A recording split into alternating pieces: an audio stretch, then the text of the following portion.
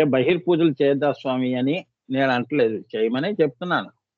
కానీ అతి సర్వత్ర వర్జయేత్. డిసిప్లిన్ ఉండాలి, అతిగా ఉండకూడదు. అర్థమైందా?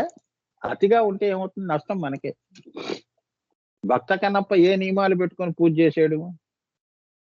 పురాణాలు చెప్తున్నాయి కదా. ఏదో జంతువులు ఏమిటి స్నానం చేసిందా, ఏం కాళ్ళు కడుక్కుందా? కాళహస్తి లేదు? చెప్పండి, మీరే చెప్పండి.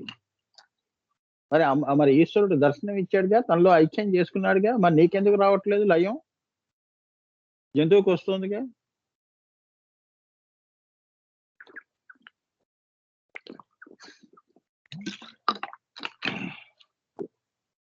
నేనేం చెప్తున్నాను అంటే, శ్రీ విద్య చతుర్యాగ క్రమంగా ఉంటుంది కాబట్టి బహిర్యాగం స్థూలంలో ఉన్నాం కాబట్టి స్థూల పూజ చెయ్యాలి. స్థూల పూజ చేసి మంత్రం, గురువులు, అమ్మవారి మంత్రాలు ఉన్నాయి, శ్రీమాత శ్రీ మహార పారాయణం మానసికంగా చేస్తున్నాం. అది అంతర్యాగం. పావలాకి పావలా కలిపాను నేను. ఎందుకు ఏడుస్తావు? నేనేదో అన్నానని. 50 పైసలు చేస్తున్నా కానీ పూజ, అవునా? వడ్డీ ఇస్తున్నాను కదా, అసలుది బాగానే ఉంది కదా నీకు, ఎందుకు ఏడుస్తావు? నా మీద ఎందుకు ఊరికే కామెంట్లను అవన్నీ చేయటం ఎందుకు? పెరుగుతోంది కదా నీ పూజ పెంచుతున్నాను, తుంచట్లేదు కదా. నీ విశ్వాసాన్ని పెంచుతున్నాను కదా. 5వ క్లాస్ నుంచి 6వ క్లాస్లోకి వేశాను కదా. ఇంకెందుకు ఏడుపు? కొత్త పాఠాలు చెప్తున్నారు వీళ్ళని నా మీద పడి ఏడవటం ఎందుకు? అవునా? అర్థం కావట్లేదని 5వ క్లాస్ పాఠాలే అర్థమైనాయి, 6వ క్లాస్ అర్థం కావట్లేదంటే ఇక్కడే కూర్చోం మరి బహిర్పూజ చేసుకుంటూ, అవునా? గంట కొట్టుకుంటూ రావా అమ్మవారి దగ్గరికి? అవునా? జీవితం శరీరంతోనే ఎప్పుడు ఉంటావా? శరీరం పడిపోదు. తర్వాత ఎవరు చేస్తాడు నీ పూజలు? నీ ఆత్మ నేను అదే గురువులు చెప్పింది, నీ అంతర్యాగం నీ చేస్తూ ఉంటుంది, నీ సూక్ష్మదేహం చేస్తుంది. మంచి ఉత్తమ లోకాల్లో కూడా నువ్వు వెళతావు, అక్కడ కూడా పూజలు చేస్తావు. దాన్ని నువ్వు ప్రాణ పూజ చేస్తావు, విశ్వ ప్రాణంలో కలుపుతావు. అక్కడి నుంచి మళ్ళీ నువ్వు అమ్మవారి యొక్క పరంజ్యోతిలో కలుస్తావు. అలా నీ పూజ పెరుగుతోంది కదా. స్థూల సూక్ష్మ సూక్ష్మతర సూక్ష్మతర సూక్ష్మతమ, అదే చతుర్యాగ క్రమం. అదే నీ గురువులు పూజ పెంచారు కదా. డిసిప్లిన్ అనుకుంటే మిమ్మల్ని అందరినీ ఒక చోట కూర్చోబెడితే ఎలా ఉంటుంది మీకు? అవునా? పూజ ఆనందాన్ని కల్పించాలి కానీ భయాన్ని పుట్టించకూడదు. ఏమ్మా? మన పిల్లలకి మనం అన్నం ఎలా పెడుతున్నామో, మనం ఎలా తింటున్నామో అంత ఆనందంగా పూజ చేసుకోవాలి. ఇంకా తప్పులు అంటావో, మానవ తప్పిదాలు జరుగుతాయి. అవునా? ప్రకృతిలోనే తప్పిదాలు ఉన్నాయి. పంటలన్నీ పండినప్పుడు వర్షాలు పడటం ఏంటి? అవునా? పంట చేతికి రాకపోవటం ఏంటి? ఉంటాయి, హ్యూమన్ ఎర్రర్స్ ఉంటాయి. అందుకే మరి ఆది శంకరాచార్యులు లాంటి వాళ్ళు ఏం చెప్పారు? క్షమాపణ మా శ్లోకాలు చెప్పారు కదా. నీ పూజ ఏమన్నా తప్పు దొర్లితే క్షమించమ్మా అని అంటున్నావు కదా. మంత్రహీనం, క్రియాహీనం, భక్తిహీనం అని అంటున్నావు కదా. అమ్మవారు చూసుకుంటుంది, అది నీ పని కాదు. అమ్మవారి పని కూడా నువ్వే చేస్తావు భూమి మీద. అదే నీ అహంకారం, అదే మాయ. బహిర్యాగం మాయను పెంచుతుంది ఆయన. మంత్రం ఆ మాయను తొలగిస్తుంది. అర్థమైందా? ఈ మంత్రం మళ్ళీ జ్యోతిగా మళ్ళీ భాషిస్తుంది. అది అదే ఆత్మ, అదే అమ్మవారు, అదే లయం. చూసారా? ఎక్కడ దీపం నువ్వు బహిర్యాగంలో పెట్టిన దీపం ఎంతవరకు నీ యొక్క ఆత్మ జ్యోతి వరకు, ఆత్మ దీపం వరకు, దాని అఖండ దీపం చేసావు. అదే నీ చిద్గగనాల్లో, అజ్ఞాచక్రంలో 3వ కన్ను చెరిపించే వరకు వెళ్ళింది అది. అవునా? అంతవరకు కాంతి ఉంది. బహిర్యాగంలో ఏముంది? దేవుడి దగ్గర వరకే ఆ దీపం కదా. ఈ జ్యోతి లోకానికి జ్యోతి. మరి సాయిబాబా జీవితాలు, శ్రీకృష్ణ అవతార పురుషులందరూ కూడా అలా వెలిగారు. అవునా? అలా వెలిగి మనకి మంచి చేసి వాళ్ళు అఖండం అయ్యారు. అది ఇవన్నీ ఈ దృష్టిగా చేయాలి. అంటే బహిర్యాగంలో ఏంటంటే అదొక నీకు ఒక నియమము, ఒక డిసిప్లిన్ నేర్పుతుంది. భగవంతుడు అంటే నీ మనస్సుని నువ్వు ఏంటంటే కంట్రోల్లో పెట్టుకోవటానికి, డిసిప్లిన్ ఇవ్వటానికి నువ్వు ఇన్ని పెట్టుకుంటున్నావు. అంతేగాని పక్కవాడు చెప్పాడు నేను చెప్పానని కాదు ఇక్కడ. అవునా? అందుకే 5ంటికి లేస్తున్నావు, స్నానం చేస్తున్నావు, వెళ్ళి కూర్చుంటున్నావు. నేను నిష్ఠగా ఉన్నాను, మనసు స్థిమితంగా ఉంది, ఇప్పుడు నేను ఆత్మగా పూజ చేసుకుంటున్నాను, అని ఒక నియమం నీకు నువ్వు పెట్టుకున్నది. ఒకరు నీకు పెట్టింది కాదు. అర్థమైందా? ఎవరో ఒకరికి ఎవరో నియమాలు ఇప్పుడు ఎవరి పూజ వారిది. అవునా? నువ్వెవరు? ఎలా తినాలి, ఎలా బతకాలి అని చెప్పడానికి. అవునా? మంచి మాట ఉంటే చెప్తారు. శాసించట్లేదు కదా! ఇష్టమైతే నువ్వు రా. లేదు అంటే నీ బుద్ధి కర్మానుసారేనా ఎవరు ఏ పద్ధతుల్లో పోతారో వాళ్ళకి ఎవరికి ఏం రావాలో అమ్మవారు ఇస్తుంది. అంతే కదా! దంచుకున్నమ్మకి దంచుకున్నంత. చేసుకున్న వాడికి చేసుకున్నంత. మరి యోగులు, ఋషులు, మునులు వాళ్ళందరూ బహిర్పూజలు పెట్టుకొని హిమాలయాస్‌కెళ్లారా? అక్కడి నుంచి వాళ్ళు అఖండంలో అమ్మవారి దాకా ఎలా వెళ్ళగలిగారు? ఇవి చేయకుండానే వెళ్లారు గదా! ఇవే నిదర్శనాలు కళ్ళ ముందు కనిపిస్తున్నాయి. చెయ్యమనే చెప్పారు. స్థూలంలో ఉన్నాం కాబట్టి తప్పదు. కానీ అదే మొత్తం అని అనుకోకూడదు. ఈ బహిర్పూజ నన్ను అక్కడి దాకా చేరుస్తుందని అంత మూఢంగా నువ్వు ఉండకు అని. అర్థమైందా? ఒకటో క్లాస్ చదివేసి నాకు చదువంతా వచ్చింది అంటే ఏంటి? ఎలా? రెండో క్లాస్ ఉందిగా. అవునా? బాల్యం అయిపోతే యవ్వనంలో వచ్చేది నేను పెద్దవాడిని అయిపోయానని పిల్లలు ఎదిరిస్తున్నారు. అంటే ఎందులో పెద్దవాళ్ళయ్యారు? చెప్పండి. జీవితం అయిపోలేదుగా. యవ్వనంలోకొచ్చావు. సృష్టి, లోకము అంటే ఏంటో తెలిసింది. స్త్రీ, పురుష అనేది తెలిసింది కాబట్టి నేను పెద్దవాడినయ్యాను అంటున్నాం. అంతేగాని 70 ఏళ్ళులో నువ్వు చెప్పవలసిన మాట రాదు గదా! సో, అక్కడి దాకా ఉంది నాయనా. సో, అమ్మవారి పూజ బహిర్యాగం నుంచి అనంత పూజ, పరా పూజలు కూడా ఉన్నయి. ఇది అపర పూజలు, అది పరా పూజలు అని నేను చెప్తున్నాను. అంతకంటే ఏం లేదు. అంతేగాని దీపాలు వెలిగించకూడదని గాదు. అది నీ యొక్క ముచ్చట. నీ ముచ్చట నువ్వు తీర్చుకో తప్పులేదు. కానీ ఇదే పట్టుకొని ఇంకా 10 మందికి చెప్పటం గాదు. అర్థమైందా? అమ్మ ఇదొక పద్ధతి. అమ్మవారికి ఇలా అందంగా గూడా దీపాలు వెలిగించుకోవచ్చు. అవునా? అలానే ఆత్మ జ్యోతిని గూడా వెలిగించుకోండి. ఇటువంటి దీపాల వల్ల నీ ఆత్మజ్యోతి వెలుగుతుంది. అట్లా నువ్వు దీపం వెలిగిస్తే అట్లా 10 మందికి దారి చూపెట్టుగా ఉండాలి. దారి అంటే ఏంటంటే ఈ దీపం వెలిగించిన చూ చూ వచ్చే వెలుగులోంచి దారి కాదు. ఈ దీపం వారి మార్గదర్శకం కావాలి. ఎంత చక్కగా దీపం గురించి చెప్పారండి. అవునా? ఇంకా నూనె పొయ్యటం. ఇంకా అఖండంగా వెలిగించటం. అది. ఏమో ఆ తత్వంతో, పరతత్వంతో ఆలోచన చేయండి. అంతేగాని ఖండభవనంలోకి దిగకండి. ఇంతే పూజ అని దేవుడిని మీరు నియమించేవాళ్ళు గాదు. అమ్మవారు మాయలో మన్ని నియమిస్తోంది. అదే నీ మాయ. నేను దేవుడిని నియమిస్తున్నానని నువ్వు అనుకుంటావు. దేవుడు ఇలా ప్రసన్నం అవుతాడని నువ్వు చెప్తే అలా ప్రసన్నం అవుతుందా? నువ్వెవరు చెప్పటానికి? టీవీల్లో అంతేగా. యూట్యూబుల్లో. వీళ్ళు జెప్తారు. వీళ్ళేదో అమ్మవారు వీళ్ళని ఏజెన్సీ తీసుకున్నట్టు మాట్లాడతారు. అవునా? ఎందుకులే వాళ్ళ సంగతి మనకనవసరం. సో, ఇక్కడ సో, ఆ స్థితిని తమస్సు అంటారు. అమ్మవారిని చంద్రుడు లేడు. నైట్ కదా!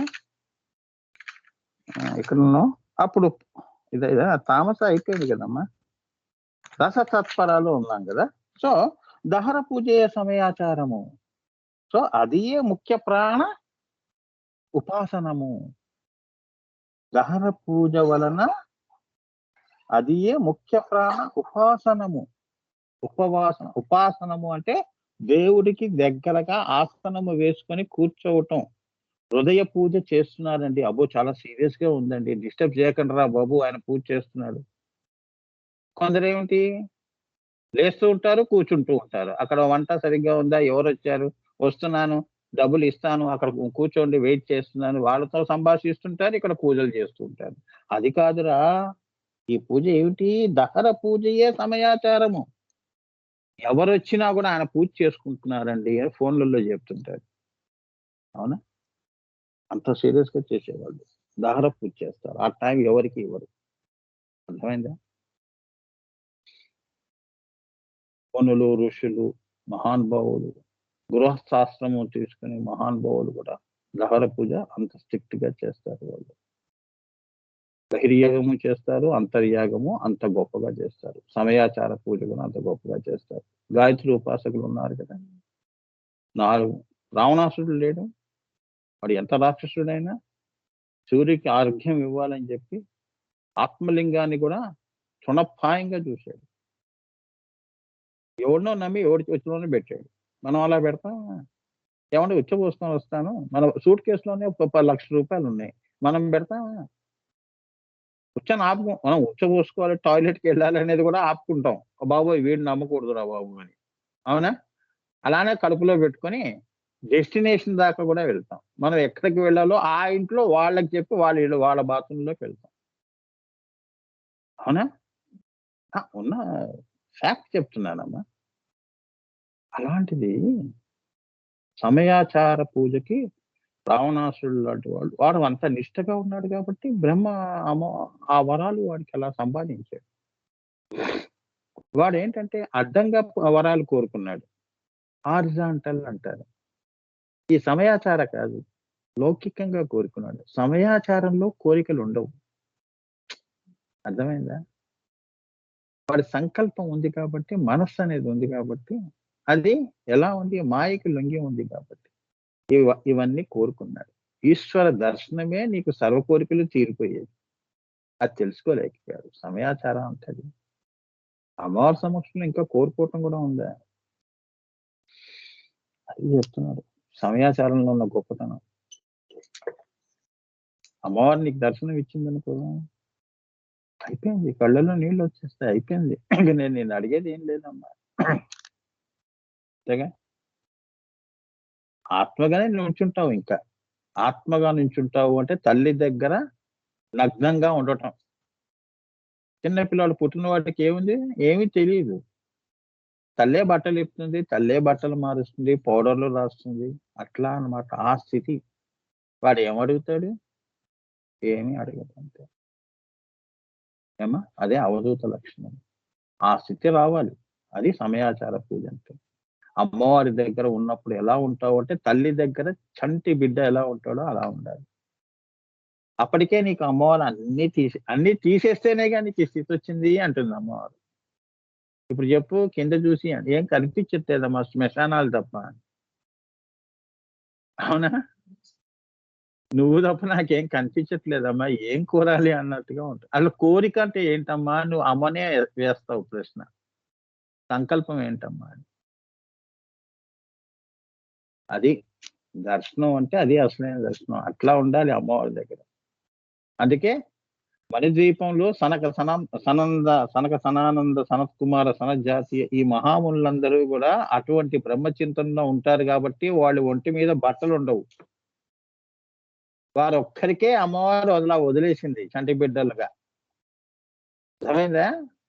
మణిద్వీపంలో అలా తిరిగేస్తారు వాళ్ళు. చిన్నపిల్లలు ఎలా తిరుగుతారు, బట్టలు ఎక్కి అంత ముద్దుగా తిరిగేస్తుంటారు. వాడికి అమ్మ అది లేదు, స్పృహ. అర్థమైందా? అందుకే బ్రహ్మ విష్ణు మహేశ్వరులను కూడా ఏం చేసింది సతీ అనసూయ? చిన్నపిల్లలుగా మార్చేసింది. మళ్ళీ వీళ్ళకి సంకల్పాలు కలగకూడదు.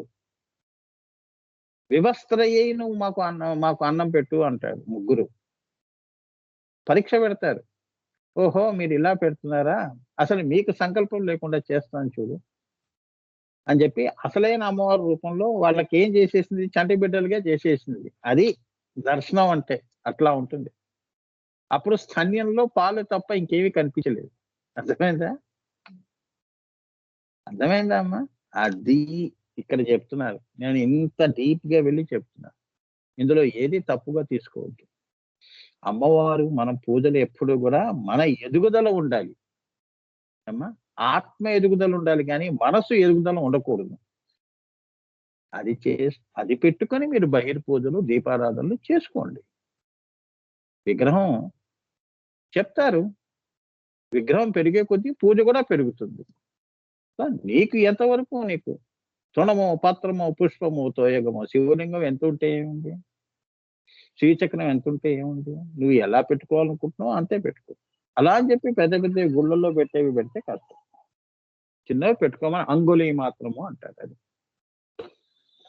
లేకపోతే అందులోనే బిజీ ఉంటావు, తోముకోవడాలు కడుక్కోవడాల్లోనే నీ జన్మ తెల్లారుతుంది. ఒకటి పెట్టుకో చాలు, జానికి అది కూడా అవసరం లేదు. అవునా? ఋషులకి ఏమున్నాయి? ఆ ఆశ్రమాలు ఎలా ఉంటాయి? అది ముఖ్య ప్రాణ ఉపాసనము. ముఖ్య ప్రాణముతో నువ్వు అమ్మవారి దర్శనం చేయటం అన్నమాట. ఉపాసనము, దగ్గరగా ఉన్నావు.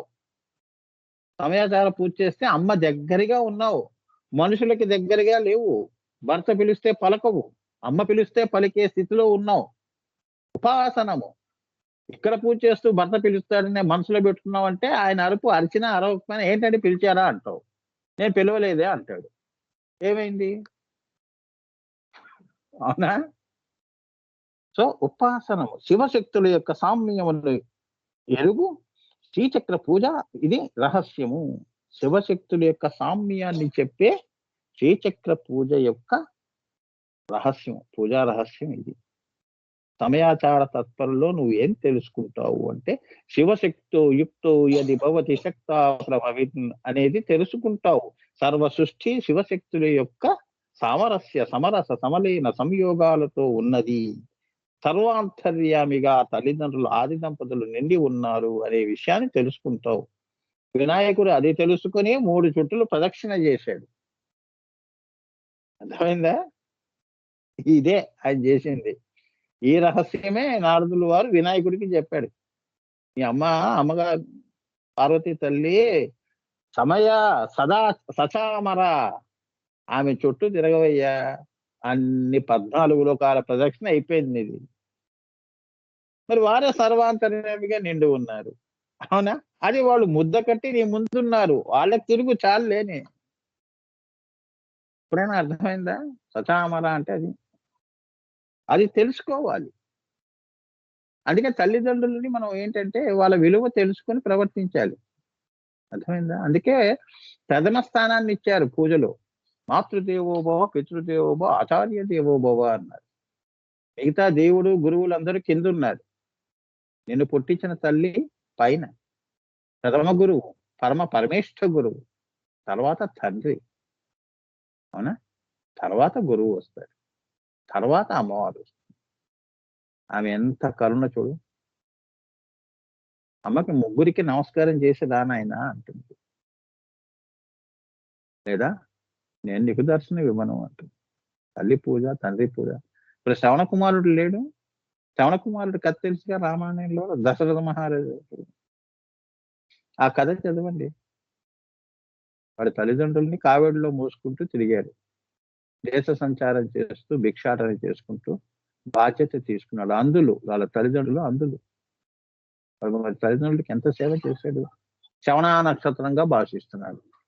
అటువంటి స్థానాన్ని అమ్మవారు ఇచ్చింది. అవునా? ఏ పూజ ఉట్టిగా పోదు అంటే ఇదే.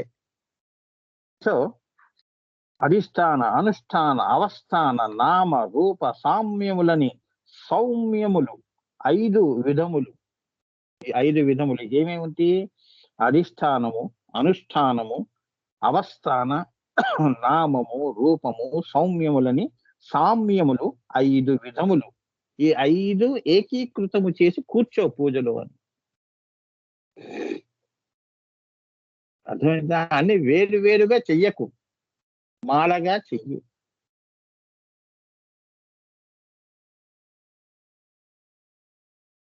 వాటిని ఏకీకృత సామ్యములుగా పూజించుట సమయాచారం. అంత నువ్వు పారవశ్యంలో చేసేది పూజ అంటారు. ఒళ్ళు పాయ తెలియని. అవునా? ఆనందంలో మనకి మనం ఎలా మర్చిపోతామో అలా సామ్యములు. అంతే కదా మనకి. ఏమైంది? అదే ఒక నిమిషం ఆగు. ఏమైంది? కోపలేమంటుంది. కూర్చో ఒక నిమిషం. అయ్యో యూట్యూబ్ అది చూసుకో సెల్లు.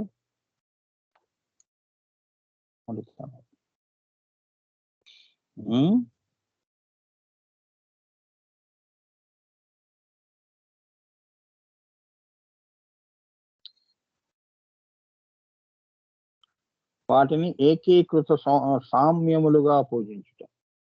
అన్ని ఒకటిగా చూడాలి, అన్ని వేరువేరుగా చూడొద్దు అని.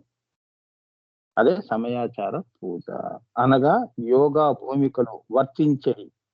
యోగా భూమికల్లో అంతర్యాగము, అంతర్యాగము సమయాచారము.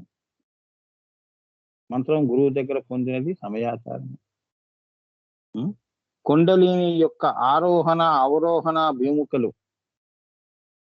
పరివ్యాప్తి పూజ కూడా సమయాచారము. అది దేవికి ఎక్కువ ఇష్టము. అవరోహణ భూమికల గల పర్యాప్తి. ఈ సమయాచార పూజలు ఎవరైతే చేస్తారో, అన్ని కలుపుకుంటూ చేస్తారో, అంతా నేనే నిండు ఉన్నాను అని అనుష్ఠానాలు గాని, అధిష్టానాలు, అవస్థానాలు, నామ రూప అన్ని ఒకటిగా చేయటం. గొప్పవాళ్ళ పూజ, చిన్నవాళ్ల పూజ, మధ్యస్థుల పూజ అని భేదన లేకుండా పూజగా చేయటం, సామ్యములు తెచ్చుకోవటం అన్నమాట. ఏ అవస్థలో ఉన్నామనేది కాదు, స్నానము చేసావా చెయ్యలేదా అనేది కాదు. అర్థమైందా? అన్ని కలపటం. ఇదంతా కూడా సృష్టిలో అంతా కూడా ఏ పూజ మిగిలింది అంటే సమయాచార పూజయే మిగిలింది. సృష్టి కూడా ఆరోహణ అవరోహణగా, అది పైనుంచి కిందకి, కింద నుంచి పైకి వెళ్ళేది కూడా సమయాచార తత్పరగా యోగాభ్యాసము గాని, క్రియాయోగము గాని, భక్తి గాని, పూజ గాని, ఇదంతా కూడా సమయాచార తత్పర సచామర రమావాణి సవ్యదక్షిణ సేవిత. అట్లా ఉంది నాయన. అది హృదయ స్థానంలో నువ్వు చేస్తున్నావు కాబట్టి అది సమయాచార పూజ అని అంటారు. లేదు అమ్మవారు మూలాధారంలో ఉంది అని పంచమకారాలు పెట్టి చేసావు అంటే దాని పర్యవసనాలు వేరుగా ఉంటాయి. ఆచారానికి విహితముగా, వేద విహితముగా చేసే ఉంటే ఎలా ఉంటాయి? అంతేరా, వాడు ధర్మంగా లేడు, వాడికి శిక్ష పడింది అని అంటున్నాం కదా మనం. అవునా? ఇప్పుడు మనం కూడా జీవితం ఏమిటి? మన నోరు మనకి ఎంత శక్తి ఉన్నా కూడా పక్కవాడిని మనం ఏం ఇబ్బంది పెట్టట్లేదు కదా. ఎందుకంటే మన ధర్మం మంది, మనకెందుకు వాడుతూ? ఎవరు నిన్ను సమయాచార ఆ ధర్మము నిన్ను నియమిస్తోంది. లేదు అంటే కత్తి పట్టుకొని అందరు నరుక్కుంటూ పోతావు. అవునా? అదే చెప్తున్నాడు. అలా అంటే మాయ, అదనమాట. సో సమయాచారంలో అన్ని తానుగా నిండి ఉన్నది, నేను కూడా అందులో ఉన్నాను అని తెలుసుకున్నప్పుడు నీకేంటంటే ద్వైతము ఉండదు, అద్వైతం ఉంటుంది. అద్వైత పూజయే సమయాచారం. అర్థమైందా? ఇక్కడికి ఈ నామము పరిసమాప్తము.